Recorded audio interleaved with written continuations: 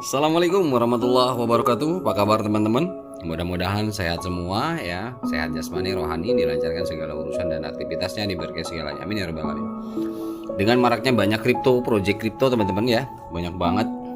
Ya teman-teman udah tahu lah project apa aja, namanya, nama koinnya apa, nama tokennya apa, banyak sekali. Teman-teman bisa dapat informasi dari gampang lah sekarang informasi ya, dari Twitter, dari websitenya, dari apa, tinggal mau nyari dan baca saja sih sebetulnya, mempelajari. Ya misalkan kayak kita nggak tahu informasi bagaimana buka Twitter atau apa, itu banyak lah, gampang informasi. Nah tapi memang kita memang harus terus belajar ya, termasuk saya pribadi ya, sambil ngangon ya saya belajar lah ya gitu teman-teman. Jadi oke, untuk kali ini kita coba, karena beberapa proyek itu artinya kita melihat ujung-ujungnya apa sih, tetap value ya kan, tetap ujung-ujungnya value yang diuber sama banyak orang itu kan value, punya value. Project ini ada kira-kira selalu penuh dengan kepenasaranan, value-nya berapa ini, wah kira-kira pumpnya kapan ini, kalau misalkan memang sudah mainnet posisi berapa, terus berapa lama nih akan melejit, wah, dan akan mencapai berapa, titik berapa value-nya gitu ya. Nah jadi ada beberapa indikator atau tools ya daripada analisa untuk harga ya, atau value. Jadi di sini kita coba mempelajari ada 7 faktor yang mempengaruhi harga aset kripto teman-teman. Yang pertama ini kebijakan moneter dan tokenomics ya. Apa itu? Yaitu salah satu faktor terpenting yang menentukan pergerakan harga cryptocurrency adalah besar persediaan aset kripto tersebut. Ya, jadi ini adalah persediaannya. Persediaannya berapa? Supply-nya lah ya. Itu yang akan nanti dihitung. Nah, dihitung pergerakan di pasar seperti apa ya, kemudian pasti ada supply and demand-nya. Nah, nanti kita lihat nih misalkan komunitasnya berapa banyak, supply-nya berapa ya, yang sudah terdistribusikan berapa. Kalau untuk token-token kan kripto project sebelumnya itu ada sistem burn, bakar, untuk mengurangi apa? Mengurangi jumlah daripada token yang dibuat, seperti itu. Ada juga ya seperti itu yang melakukan teknik pembakaran koin ya. Nah, adapun tata kelola mengenai persediaan aset kripto di pasaran disebut sebagai kebijakan moneter. Sementara dampaknya terhadap investor kripto disebut sebagai tokenomics, begitu ya. Jadi kalau untuk ke investor itu disebutnya sebagai tokenomics gitu. Kalau untuk tata kelolanya, nah ini persediaan aset kripto di pasar tersebut itu sebagai kebijakan moneter tentunya gitu ya. Oke, kemudian yang kedua itu kebijakan moneter ya. Yang kedua, ongkos produksi. Nah ini lagi-lagi ongkos produksi sama seperti kegiatan pertambangan barang logam. Nah misalkan emas, perak, nikel, tembaga, uranium dan sebagainya. Aksi crypto mining pun membutuhkan biaya, betul ya. Biaya penambangan ini contoh misal ya, penambangan Bitcoin itu membutuhkan kelengkapan tools, di mana di sana ada komputer, kita harus butuh ya perangkat komputer, setup rignya juga ya, kemudian quality daripada PGA-nya juga harus bagus, RAM-nya mendukung dan lain sebagainya. Kemudian ada perlengkapan tambahan yang lain, itu butuh modal tidak sedikit teman-teman ya. Ketika membuat perlengkapan penambangan untuk Ethereum atau Bitcoin memang butuh modal tentunya, seperti itu. Nah ini juga menjadi salah satu tolak ukur penilaian ya, penilaian dari value itu sendiri, servernya dan lain sebagainya. Ketika memang pionir ini kan tentunya ada datanya yang harus ditampung, yang di save, nyimpennya bukan hanya sebatas seperti biasa kita naruh di hard disk, bukan gitu, tapi lebih besar lagi ruang lingkupnya, yang dikatakan ini servernya ini kan. Kalau ruang lingkupnya global itu udah lebih gila lagi kan gitu, modalnya juga nggak sedikit gitu. Kemudian yang ketiga ini permintaan terhadap teknologi ya. Teknologi apa? Teknologi blockchain tentunya. Kalau untuk kripto itu kan permintaan terhadap teknologi blockchain ya. permintaan satu aset kripto akan melonjak jika komunitas kripto banyak memanfaatkan teknologi blockchain yang merupakan rumah dari cryptocurrency tersebut. Jadi komunitasnya ini kadang-kala begini. Oke, teknologi rumahnya ada blockchain gitu, tapi komunitasnya sedikit, ya berarti termanfaatkan blockchain tersebut sedikit, terlebih belum memasyarakat. Nah, tapi untuk tahun ini dan sekarang itu berbeda. Semakin memasyarakatnya yang namanya cryptocurrency, otomatis pengenalan blockchain akan lebih meluas lagi. Nah, pemanfaatan daripada blockchain itu sendiri otomatis nanti akan memiliki pengaruh terhadap value karena banyak termanfaatkan, begitu ya. Ini terjadi lantaran biaya penggunaan blockchain dibayar menggunakan cryptocurrency asli blockchain tersebut. Ya, jadi yang di dalamnya itu ada gas fee untuk eksekusi daripada transaksi yang menggunakan kripto buatan blockchain itu sendiri. Misal contoh yang baru-baru ini Core, ya mereka gas fee-nya pakai Core.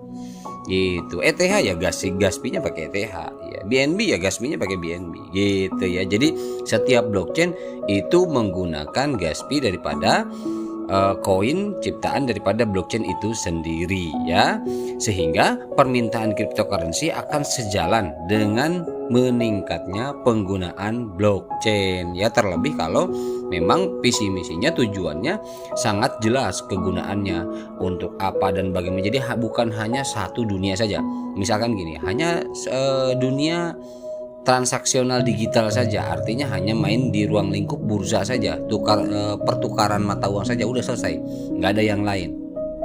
Nah itu mungkin ada batasan ya, artinya tidak menyeluruh, tapi ada juga ya yang seperti kita pahami Pi Network ini betul-betul menyeluruh. Nah ini yang harus kita lihat.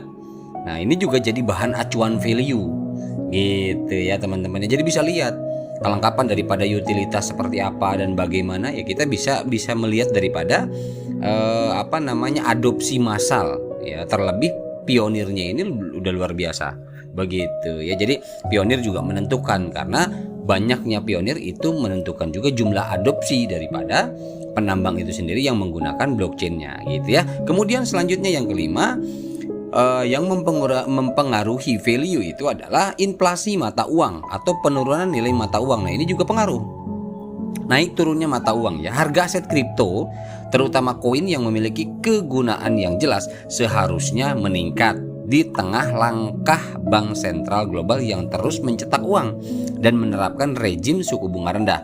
Nah, ada kan kemarin tuh baru-baru kemarin printing money untuk apa? Untuk ada yang dipinjamkan negara lain, ada yang dipakai untuk mengatasi moneter negaranya sendiri, ada begini begitu. Nah, itu kan sebetulnya memang kalau untuk para pengamat kripto ya, para pengamat kripto mengatakan ya hal yang bisa dikatakan yang biar bahasanya nggak terlalu kasar ya. Jadi hal yang kurang tepat lah gitu bahasanya ya. Bahasanya yang kurang tepat lah, karena memang itu bukan solusi ya. Semakin banyak malah akan nanti timbul semakin inflasi, takutnya kan seperti itu ya. Gitu. Hal ini bisa terjadi lantaran apa? Lantaran karakteristik pasokan uang fiat bertolak belakang dengan cryptocurrency ya. Kalau uang fiat itu unlimited tentunya, cetak printing money itu bisa bebas kapan saja dan berapa jumlah pun unlimited. Nah sementara persediaan aset kripto terbilang terbatas, sehingga masyarakat seharusnya beralih ke instrumen ini apabila jumlah uang fiat yang beredar semakin banyak, karena tidak akan membaik, karena akan semakin banyak, semakin numpuk di market atau di pasaran nggak baik. Nah, gitu ya. Jadi makanya beda dengan aset kripto yang terbilang terbatas. Oke, kemudian yang keenam ya. Ini yang keenam, regulasi pemerintah kembali kepada peraturan daripada setiap pemerintah setiap negara. Nah, serangkaian regulasi pemerintah bisa mempengaruhi permintaan maupun penawaran dari aset kripto. Kondisi ini bisa terjadi lantaran apa? Lantaran pemerintah punya wewenang untuk mengatur. Karena setiap pemerintah itu punya mata uang ya yang sudah digunakan. Artinya mereka tidak bisa asal bebas menggunakan terlebih ini kripto. Nah, kondisi ini bisa bisa dikenakan pajak lah artinya, walaupun memang di Indonesia kan dijadikan aset ya, tapi tetap ada yang mengatur pemerintah, yaitu ada pajaknya juga, ada pengaturan daripada sirkulasinya juga ya. atau bahkan melarang kegiatan cryptocurrency. Ada juga pemerintah yang melarang, ya, melarang adanya penggunaan daripada cryptocurrency di pemerintahnya itu, di negaranya itu ada ya beberapa yang melarang, yang biasanya akan menurunkan harga aset kripto. Jadi kalau misalkan ada 200 atau 300 negara, dari 300 negara awalnya 200 itu menggunakan kripto dan akhirnya 50 saja melarang, berarti sisa 150. Nah, itu akan menurunkan. Berbeda dengan awalnya yang mengadopsi kripto 200 menambah 50 jadi 250, yang mengadopsi itu akan pump. Gitu ya teman-teman ya. Oke, Indonesia sekarang mengesahkan perdagangan aset kripto pada September 2018. Nah, ketika ketika Kementerian Perdagangan ya menyatakan bahwa Bitcoin dan aset kripto lain termasuk komoditas, jadi dimasukkan ke golongan komoditas oleh Bapepti, Badan Pengawas Perdagangan Berjangka Komoditi ya. Badan di bawah Kementerian Perdagangan yang mengatur perdagangan komoditas domestik. Kemudian mempersiapkan serangkaian peraturan untuk mengatur aktivitas blockchain dan aset kripto di Indonesia. Karena kenapa? Karena takut-takut kalau tidak dikenakan regulasi nanti ada oknum-oknum yang memanfaatkan celah ya daripada kegunaan atau fungsi daripada kripto ini sendiri. Nah, ini yang makanya ada aturan ya. Ada peraturan di Indonesia ini masuknya ke komoditas tapi tidak melarang mutlak ya. Karena memang ini dijadikan sebuah aset, siapapun boleh memilikinya. Ya, siapapun boleh memiliki aset di cryptocurrency ini. Tapi tidak bisa dijadikan uang bayar harian. Artinya kita beli di swalayan kita pakai kripto, nggak bisa kalau di Indonesia, masih dilarang ya, hanya dijadikan kelasnya kelas komoditas. Oke, yang terakhir teman-teman, ini adalah momentum ya. Momentum ini adalah seperti pasar keuangan lainnya. Harga aset kripto ditentukan oleh spekulasi masing-masing trader retail ya, pedagang retail, investor, institusi, lembaga pengelola investasi global, kemudian dan lain-lain lah banyak, memiliki pandangan berbeda tentunya mengenai kondisi pasar ya. Jadi semua punya analisa yang berbeda, analisa tersendiri. Kalau misalkan dia pegang dunia retail ya, analisanya di sektor itu, di sektor retail. Dia memang bergerak di dunia investor ya, mereka cara pandang investor ya, jalur investasi, bagaimana melihat sebuah peluang dan income ke depan gitu. Kemudian bergejolaknya pasar bagaimana. Nah, perbedaan ini bisa mempengaruhi harga aset kripto juga. Jadi momentum ini artinya ketika memang saat ini 2023 banyak pengamat mengatakan tahun ini adalah tahun momentum yang tepat ya, waktu yang tepat di mana semakin banyaknya orang yang mengenal blockchain dan cryptocurrency, dan juga di sini momentum yang tepat itu bisa dikatakan karena saatnya ekonomi betul-betul membutuhkan repair lah. Repair itu artinya perbaikan ya, pelurusan, pembenahan dan sebagainya. Ini tepat sekali sebelum betul-betul nanti ke depan lebih terpuruk dari ini, bahkan akan sulit ya, akan sulit untuk launchingnya sebuah kripto ya, atau launchingnya sebuah pembentukan sebuah value, karena ini lagi ke momentum ya gitu, ke masa yang tepat. Itu kalau untuk saya baca pernah di satu artikel dari pengamat kripto ya, seperti itu ya. Mudah-mudahan aja memang pada tahun ini kita mendapatkan satu kabar gembira dari apa yang kita jalankan ya, beberapa mining yang manapun itu ya, tentunya kita hanya mengharapkan yang terbaik ya buat perbekalan perjalanan kehidupan kita. Oke, itu aja teman-teman, 7 poin ya, 7 poin atau 7 faktor yang mempengaruhi harga aset kripto. Jadi teman-teman ini bisa dijadikan salah satu sumber ya, salah satu sumber acuan untuk mendapatkan analisis value pada satu project kripto ya. Jadi teman-teman gak bisa hanya ingin menerima hasil saja, tapi ini balik lagi ke kemampuan kita di YOR tadi ya.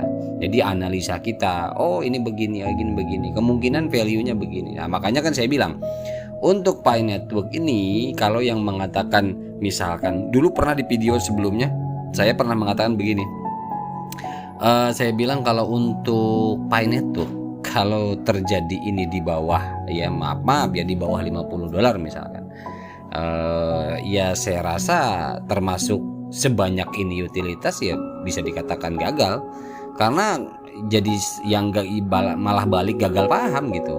Utilitas segini besarnya ya, teknologi segini bagusnya, value-nya segitu kan nggak masuk, nggak apa namanya ya, nggak balance lah gitu ya.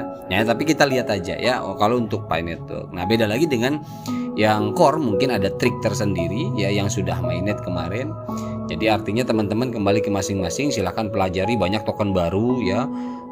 Teman-teman saya perhatikan banyak yang mainin token ini, token itu, token ini, dengan artinya silahkan ketika memang itu dipahami dengan betul ya, ketika memang dipercayai dengan benar dan itu baik adanya, yang penting tetap di YOR dan selalu hati-hati ya teman-teman ya. Oke, mohon maaf bila ada salah-salah kata. Wabillahi taufiq wal hidayah. Assalamualaikum warahmatullahi wabarakatuh.